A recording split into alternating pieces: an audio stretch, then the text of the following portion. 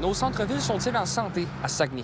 Les centres-villes se vident, c'est dommage. La situation du centre-ville de Jonquière semble être la plus problématique à Saguenay. La fameuse Saint-Dominique n'est plus ce qu'elle était à l'époque. Là, ça fait 4 portes que nous faisons, puis finalement, tout est fermé. On a l'impression qu'ils ont fermé le centre-ville. On aperçoit depuis quelques années beaucoup moins d'achalandage là, sur la rue Saint-Dominique avec des locaux vacants ou même à louer. Derrière moi, ici présent, on aperçoit le café Richelieu Joyeux qui a dû fermer ses portes en mars dernier, un peu moins d'1 an après son ouverture. Peut-être que c'est la période de la COVID qui n'a pas aidé. Il y a beaucoup de restaurants qui ont fermé. Moi, je pense qu'il y a beaucoup plus d'énergie vers la baie, même majoritairement par rapport à Chicoutimi.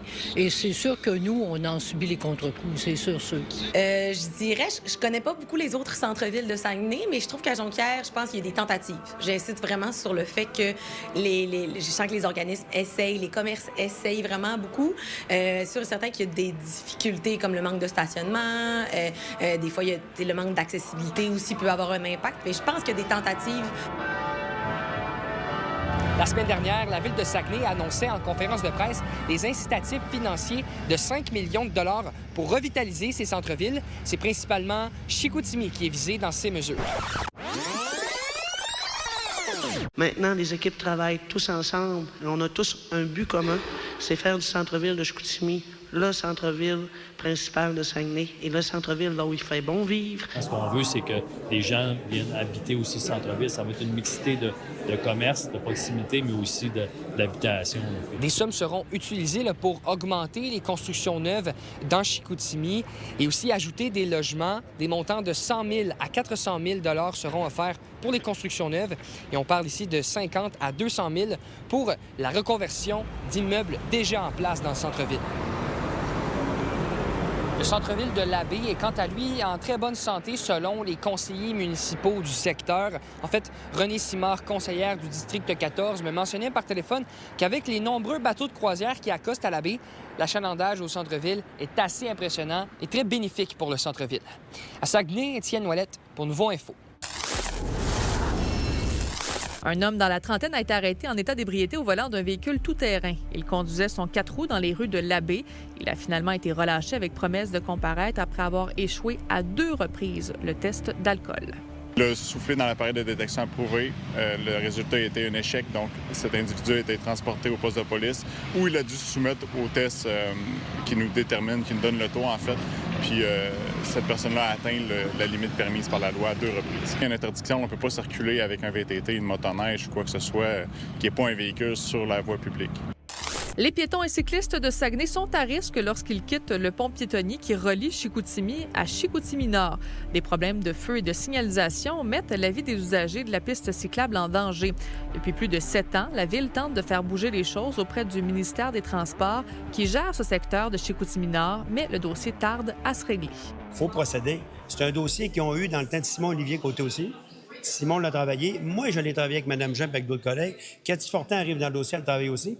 On a des téléphones qui a des accidents mortels qui manquent d'arriver. Il faut sortir de notre rêve. Les MTMT, ils vont bouger quand il va y avoir un mort. À un moment donné, qu'ils mettent les culottes là.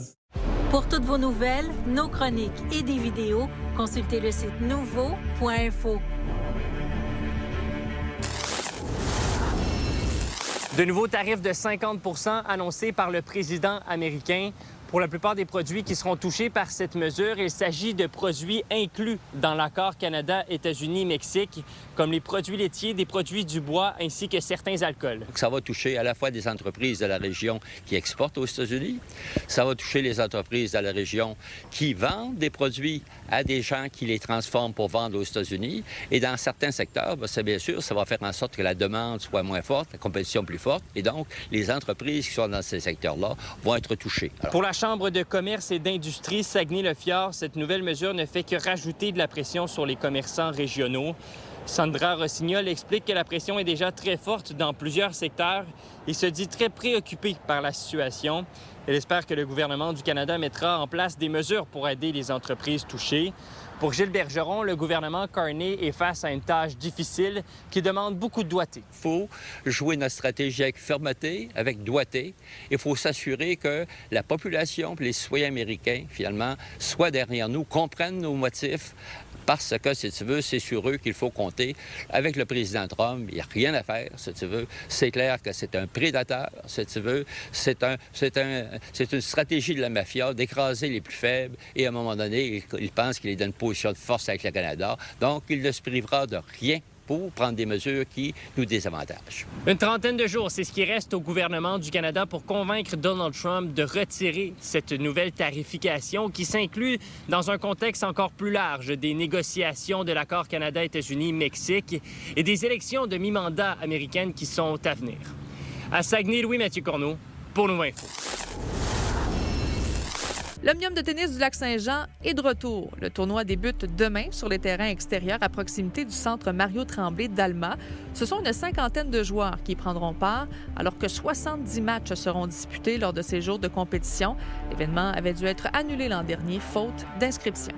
L'année passée, il y a eu des problèmes techniques qui ont empêché que ça se produise. Puis là, cette année, on s'est formé un nouveau comité. À partir de 1h30 à 9h le soir, il va y avoir des matchs en continu. Ça va se dérouler comme ça jusqu'au final dimanche. On a quand même 70 matchs à jouer avant d'arriver au final. On a pratiquement 50 joueurs pour le tournoi, ça fait qu'on est très, très contents. Chicago Blackhawks are proud to select from the Muskegon Lumberjacks, Sasha Boisvert. À l'aube du camp d'entraînement des Blackhawks de Chicago, Sasha Boisvert a un objectif clair.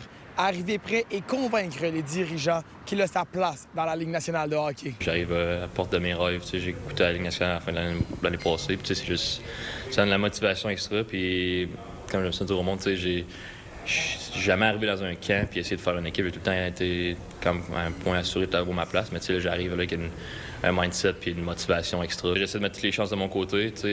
Moi, je m'en vais là avec le mindset. Je vais en prendre un poste à quelqu'un. Pour espérer faire sa place dans la LNH, le travail ne se limite pas au gym ou sur la glace. La préparation est aussi mentale.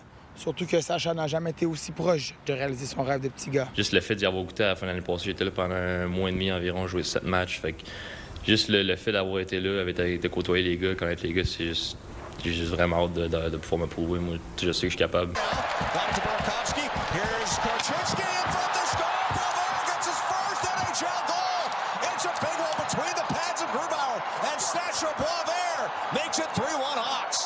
Je sais que je suis capable de tout faire un peu. Mon point vendeur, c'est aussi j'ai des très bons skills. Je suis grand, je suis centre, je suis responsable, mais je suis aussi capable de jouer le côté robustesse. Fait que j'ai un peu de tout. J'ai un peu de tout, j'ai le mélange de tout. Fait que je pense que c'est ça qui fait un peu ma valeur qu'est-ce que beaucoup de joueurs n'ont pas. Là. Je suis prêt depuis que j'étais un enfant. Là, j'attends juste ma chance. Puis ça va être à moi de la prendre en main et de continuer l'avant. Derrière les entraînements, chaque détail compte. Force, vitesse et habileté. Tout est pensé pour arriver au camp dans les meilleures conditions possibles. Tout le monde s'entraîne, tout le monde pratique, puis tout le monde fait ça. C'est la base. Tous les athlètes se font un athlète, mais moi, ce qui différencie un athlète qui excelle, c'est la préparation, c'est comment t'avances tes journées. Comme moi, un matin, je me suis réveillé, j'étais allé pratiquer, là, j'étais au gym, je m'entraîne, puis après ça, je vais retourner m'entraîner en soir, que ça va être de la boxe. Puis après ça, j'essaie de prendre soin de mon corps, de l'alimentation, que ce soit des saunas, des bains chauds, des bains froids. C'est juste des petits détails comme ça, se coucher tôt, c'est stupide de dire que c'est des petits détails. Tout le monde le dit, mais c'est vraiment ça qui fait la différence. Mes journées sont basées alentour de ça. Fait que c'est comme c'est une job à temps plein. Fait que je me couche le soir en fonction. Toutes mes journées, tout ce que je fais, tout ce que je pense, c'est en fonction de ma prochaine pratique, mon prochain entraînement. Et oui, c'est du hockey, mais c'est des sacrifices qui viennent avec ça. C'est le style de vie, c'est tout. Fait que j'ai compris ça, j'ai été chanceux de comprendre ça à un jeune âge. Fait que c'est vraiment ça. J'aimerais ça. Oui, je vis une vie normale, j'ai du fun et tout, mais au bout de la ligne, c'est pas vraiment une vie normale. Il faut que je sois concentré sur ce que je fais et tout. Mais comme j'ai dit, c'est ce que j'adore faire. C'est ma passion. Puis je changerais rien au monde. Je ferais rien au monde d'autre que jouer au hockey. Fait que je suis vraiment content. Dans quelques semaines, Sasha Boisvert prendra la direction de Chicago pour le camp d'entraînement qui commencera à la mi-septembre. À Trois-Rivières, William Gem pour Nouveau Info. Vous êtes nos yeux et nos oreilles sur le terrain. N'hésitez pas à nous écrire si quelque chose vous fait réagir ou si vous voulez nous raconter votre histoire à Saguenay@nouveau.info.